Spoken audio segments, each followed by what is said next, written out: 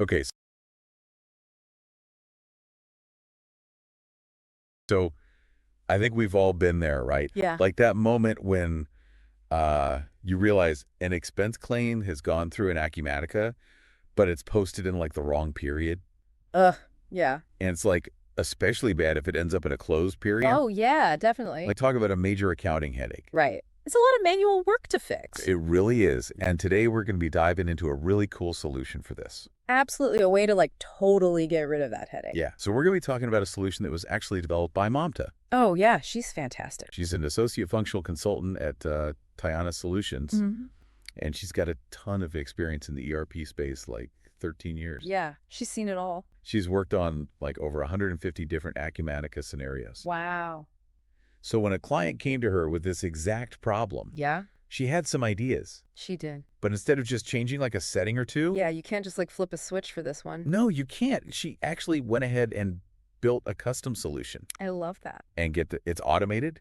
Oh, that's so smart. It is right. Saves so much time. So picture this. Okay.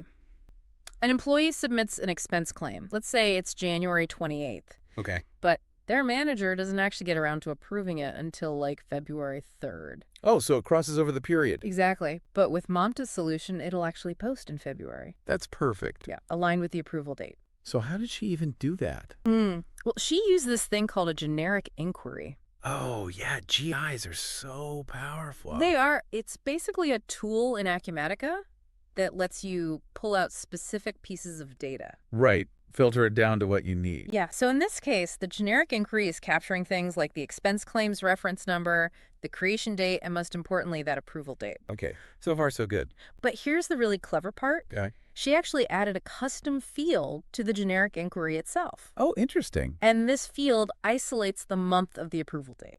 Okay, so it's like saying, okay, I just need February from that February 3rd. That's exactly it. And then on top of that, she set up what's called a business event. Oh, yeah, business events are great for automation. They are basically, you can think of them as like triggers, right? So whenever a new record gets added to this specific generic inquiry, that business event fires. Okay. And guess what it does? What does it do?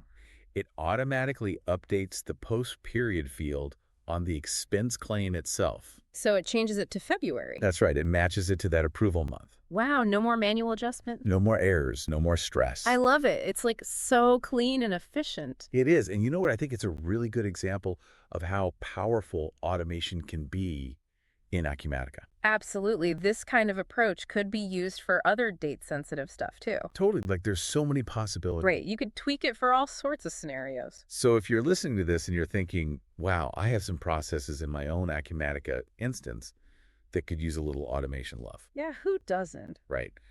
Definitely reach out to the experts at Tiana Solutions. They're seriously the best. They're amazing. Yeah. And they love tackling these kinds of challenges. They do. They really get into it. So their number is 678-910-2774. Write that down. Give them a call and see what they can do for you.